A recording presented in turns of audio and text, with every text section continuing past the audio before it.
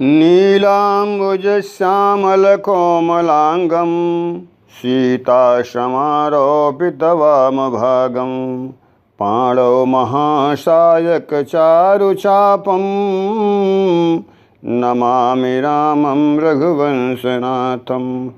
उदुहोस्त्रिसंहारकारिणीं क्लेशहारिणीं सर्वेश्वरीं सीतान्तोऽहं रामवल्लभां शुक्लां ब्रह्मविचारसार परमामाद्यं जगद्व्यापिनीं वीणापुस्तकधारिणीं भयदां जाड्यान्धकारापहं हस्ते स्फटिकमालिकां विदधतीं पद्मासने संस्थितां वन्दे तां परमेश्वरीं भगवतीं बुद्धिप्रदां शारदां।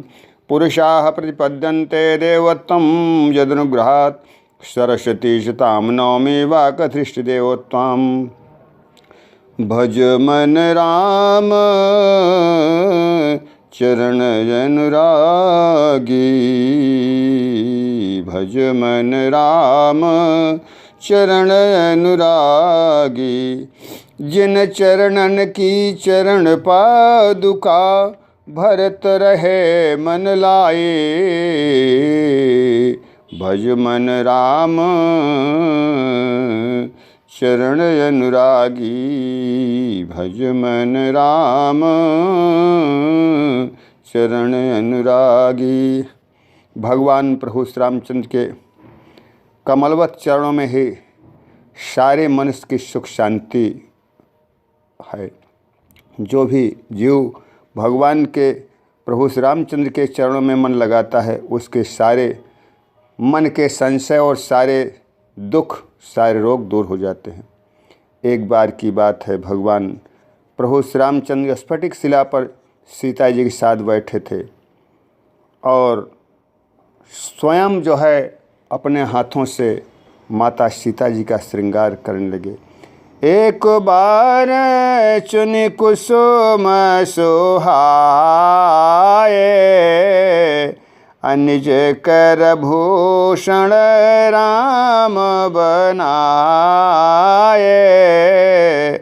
यह दृश्य देख करके जयंत जो था उसको बड़ा संशय हुआ। उसने मन में विचार किया, क्या यही भगवान हैं जो चराचर के स्वामी कहे जाते हैं, जो स्त्री का श्रृंगार कर रहे हैं? ऐसा मन में विचार करके उसने गलत कार्य करने का मन में विचार किया और माता सीता पार्वती जी के नज़दीक जाकर के उनके चरणों में चोंच से प्रहार कर दिया। सीता चरण चोचहति भागा, अमूढ़ मंदमति कारण चाहा। भगवान प्रभु श्री रामचंद्र जी क्रोधावेश में आकर के बाणों का संधान किया और बाण जो है जयंत के पीछे पीछे लग गया और वो भागते भागते भागते तीनों लोक में भागता रहा, कोई उसकी सहायता करने वाला नहीं रहा। अंत में अपने स्वयं के स्वरूप में जाकर के अपने पिता के पास गया। धरि निज रूप गयऊ पे तो पाहे, राम विमुख राखत ही नाहि। पिताजी ने भी उसको कोई सहायता नहीं प्रदान किया, क्योंकि जो भगवान से विमुख रहता है उसकी सहायता इस तीनों त्रैलोक में कोई करने वाला नहीं। परंतु एक संत ऐसा जीव होता है जो बड़ा ही कोमल चित्त वाला होता है। नारद जी भ्रमण करते हुए निकले और देखा जयंत विकल होकर के भग रहा था, कोई उसकी सहायता करने के लिए नहीं था। तो नारद देखा विकल जयंता, अलागी दया कोमल चित संता। जयंत को अपने साथ लेकर के भगवान प्रभु श्री रामचंद्र के पास आए। सीता जी से बड़ा अनुनय विनय किया। सीता जी ने कहा कि देखो, मैं इसका सब संस्कार कर दे रहा हूँ। उसके सारे अंगों को स्पर्श किया, गले को स्पर्श किया, कहा देखो ये बिल्कुल निर्लिप्त भाव में हो गया है, अब इसको मारिए नहीं, इसकी रक्षा कर दिए। परंतु भगवान का बाण तो जिसके पीछे लग गया है उसका अंत निश्चित है। इसलिए सीता माता के कहने पर उसका एक नेत्र जो है नष्ट किया और इस तरह से एक नेत्र करके उसको मुक्ति प्रदान किया। यह दृश्य देख करके भगवान प्रभु श्री रामचंद्र जी सोचे कि सीता माता यदि मेरे साथ रहेंगी तो बड़े बड़े निशाचरों का त्रिशिरा, खरदूषण, बाली और रावण इनका संहार मैं कैसे करूँगा। इन सारे राक्षसों का संहार करने के लिए, पृथ्वी का भार समाप्त करने के लिए तो मैं यहाँ आया हूँ। और ये सीता जी के साथ रहने पर माता का हृदय बड़ा कोमल होता है, ये मारने नहीं देंगे।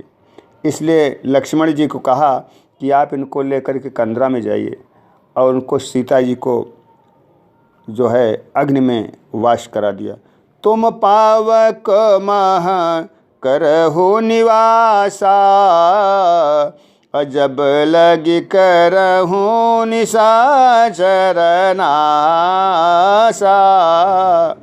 और कहा कि जब तक मैं निशाचरों का अंत नहीं कर लेता हूँ तब तक आप अग्नि में वास कीजिए। यह जो कार्य था भगवान प्रभु श्री राम की जो सोच थी, जो विषय था, इसको कोई जान नहीं पाया। माता सीता के अलावा लक्ष्मण भी नहीं जान पाए। और जब तक सारे राक्षसों का उधर संहार किया, खरदूषण, त्रिशिरा, बाली का, तब तक सीता जी का स्वरूप जो हो वो असली स्वरूप अग्नि में ही रहा। रावण तो प्रतीक्षाया के रूप में, छाया के रूप में सीता जी को ले गया था। और जब खर और दूषण को अंत किया तो रावण को समाचार मिला, शूर्पणखा की नाक कान काट लिया। इस सारा वृत्तांत जब रावण को पता चला, उसी समय उसको समझ में आ गया कि कोई सामान्य व्यक्ति नहीं है। काखर दूषण मौसम बलवंता, इन्हीं को मारे बिनु भगवंता।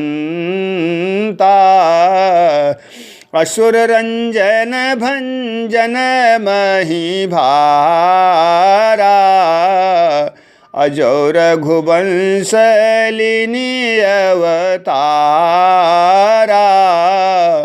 कहा भगवान अब अवतार ले लिए हैं, निश्चित रूप से इनसे मैं दुश्मनी लूँगा और इनके बाणों से जो मेरा प्राण निकलेगा तो मुझको सद्गति प्राप्त हो। यही भाव बना करके रावण ने सीता जी को हरने के लिए कपटी मृग की कहानी रचा। और भगवान प्रभु श्री रामचंद्र जी सीता के कहने से उस कपटी मृग मारीच, रावण के मामा, का वध किया। सीता जी का हरण हुआ। सीता जी का जिस दिन से हरण हुआ, सारे देवी देवताओं की निगाह लंका पर पहुंच गई। जिस दिन से लंका में रावण निवास करना शुरू किया था, भगवान शंकर जी के द्वारा प्राप्त होने पर लंकापुरी, उसी दिन से लंका पर सारे देवी देवताओं की निगाह नहीं थी। परंतु जिस दिन से भक्ति का निवास, सीता जी का निवास लंका में हुआ, समस्त देवी देवताओं की निगाह, दृष्टि, सोच वही लंका में पहुँच गई। और उसका परिणाम यह हुआ कि जहाँ संतों की सोच होती है, जहाँ संतों की निगाह होती है, वहाँ सब कल्याण हो जाता है, वहाँ सुख शांति होती है। सारे निशाचरों का अंत हुआ और सुख शांति व्यवस्था हुई। बोलो श्यावर रामचंद्र की जय।